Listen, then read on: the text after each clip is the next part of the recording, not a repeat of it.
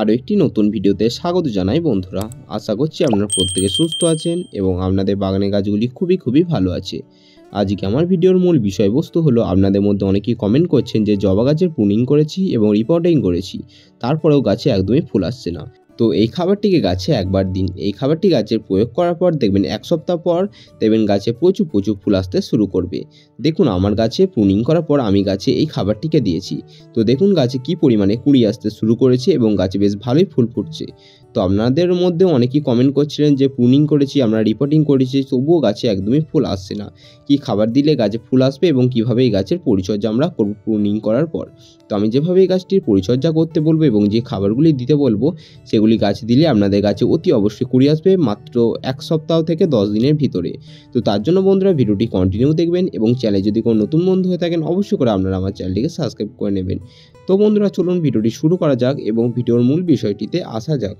জবা গাছে অন্যান্য পরিচর্যাগুলির মধ্যে অন্যতম যে পরিচর্যাগুলি হলো সেগুলি হলো জবা গাছের প্রুনিং এবং রিপোর্টিং। এটিকে আপনাকে অতি অবশ্যই করতে হবে, তা না হলে গাছে একদমই ফুল বা গাছে একদমই কুঁড়ি আসতে চাইবে না। আমি আমার গাছে প্রত্যেক বছর রিপোর্টিং বা প্রুনিং করে থাকি। বছরে অন্তত একবার করে প্রুনিং বা রিপোর্টিং করলেই যথেষ্ট। তো প্রুনিং করার বা রিপোর্টিং করার মূল যে সময়টি হলো সেটি হলো ফেব্রুয়ারি থেকে আপনারা মার্চ মাসের 15 তারিখ পর্যন্ত রিপোর্টিং বা প্রুনিং আপনারা করতে পারবেন। তো আপনারা যারা রিপোর্টিং করেছে তারা তো খুবই ভালো, আর যারা রিপোর্টিং করেনি তারা এখন সময় আছে, আপনারা মার্চ মাসে 15 তারিখ অবধি রিপোর্টিং করতে পারবেন। তো আপনাদের অনেকেই কমেন্ট করছিলেন যে রিপোর্টিংও করেছি এবং গাছে মিশ্র খাবারও দিয়েছি, তারপরে গাছে একদমই কুঁড়ি আসছে না বা গাছের গ্রোথ একদমই ভালো হচ্ছে না। তো তার জন্য বন্ধুরা ভিডিওটি কন্টিনিউ দেখতে থাকুন, আমি একটি খাবার দেখাবো।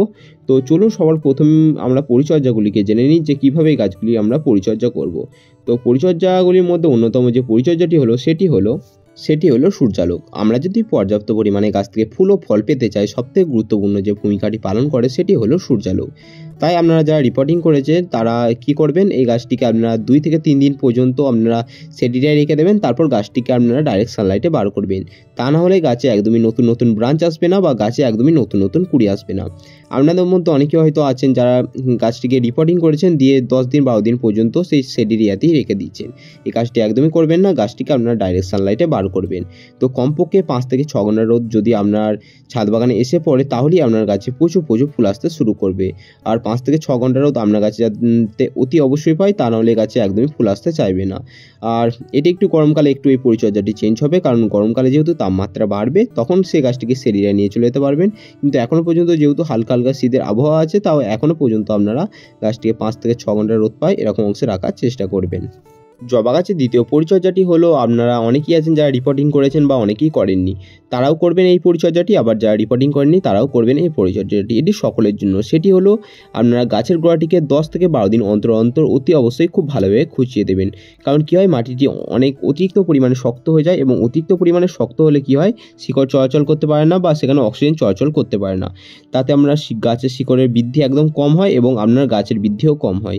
আর গাছের যত বৃদ্ধি কম হবে আপনার গাছে একদমই ফুল আসতে চাইবে না।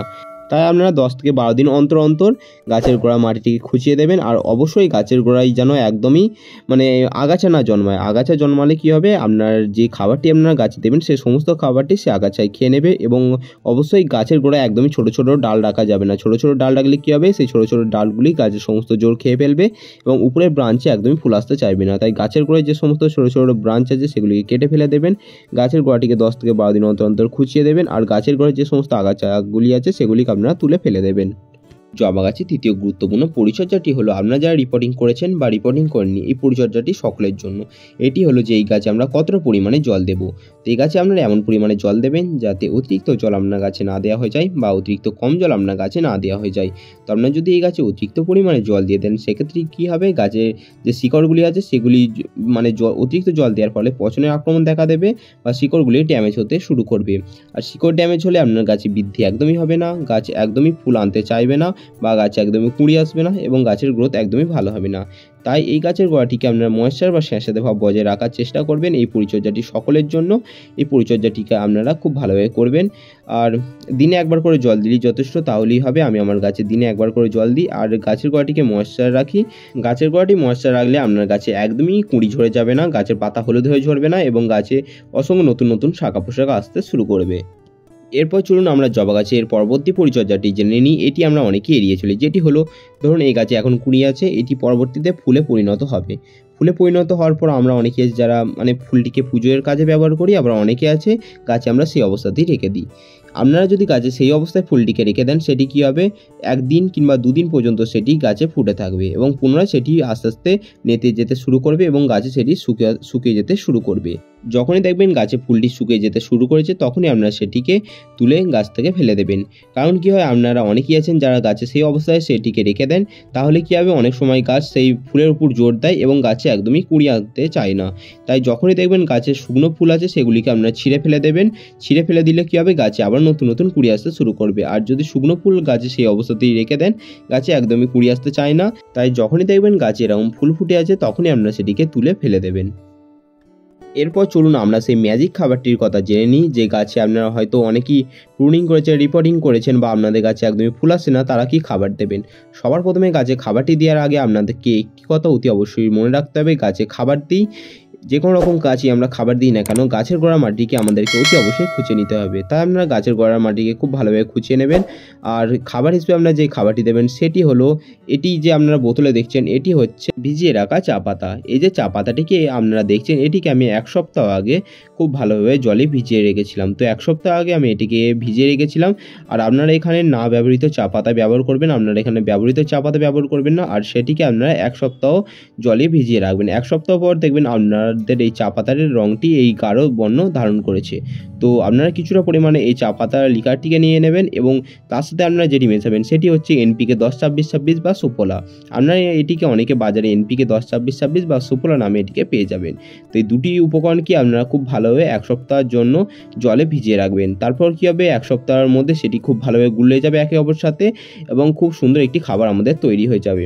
এই খাবারটিকে আপনারা সপ্তাহে 1 বার করে গাছে দেবেন, দেখবেন ম্যাজিকের মতো কাজ হবে। আমি আমার গাছে সপ্তাহে 1 বার করে এই খাবারটিকে প্রয়োগ করি, দেখুন গাছের গ্রোথ তাতেই কত সুন্দর হয়েছে। জবা ও গোলাপ গাছ অ্যাসিডিক মাটি পছন্দ করে। আমরা গাছে অতিরিক্ত পরিমাণে খাবার দিই, অতিরিক্ত পরিমাণে জল দিই এবং বিভিন্ন কারণের ফলে কী হয়, আমাদের গাছের মাটি ক্ষারীয় হয়ে যায়। ক্ষারীয় হলে গাছে একদমই কুঁড়ি আসতে চায় না, গাছের গ্রোথ একদমই ভালো হয় না। তাই আমরা এখানে যে চা পাতাটি ব্যবহার করলাম, এই চা পাতাটি গাছে দেওয়ার ফলে কী হবে, আমাদের গাছের মাটি পুনরায় ক্ষারীয় থেকে অ্যাসিডিক হয়ে উঠতে সহায়তা করবে।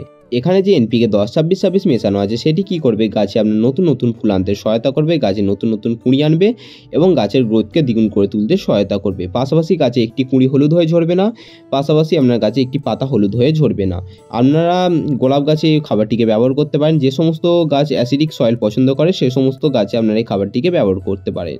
তো বন্ধুরা, এই ছিল আজকের ভিডিওটি কেমন লাগলো অবশ্যই কমেন্ট করে জানাবেন। এবং এই যে পরিচর্যাগুলি আমি শেয়ার করলাম, এটি আপনারা যারা রিপোর্টিং করেছেন, যারা প্রুনিং করেছেন বা যারা প্রুনিং করেননি, এটি সকলের জন্য এই পরিচর্যাটি। তো আপনারা এটি সকলেই ফলো করতে পারেন এবং যে খাবারটি দিতে বললাম, এই খাবারটি আপনারা সকলে ব্যবহার করতে পারেন। তো বন্ধুরা, ভিডিওটি কেমন লাগলো অবশ্যই কমেন্ট করে জানাবেন এবং চ্যানেলে যদি কোনো নতুন বন্ধু হয়ে থাকেন, অবশ্যই করে আপনারা আমার চ্যানেলটিকে সাবস্ক্রাইব করে নেবেন। তো বন্ধুরা, দেখা হচ্ছে আবার অন্য কোনো ভিডিও নিয়ে। তো ততক্ষণ সুস্থ থাকবেন, ভালো থাকবেন এবং আমার ভিডিও দেখতে থাকবেন।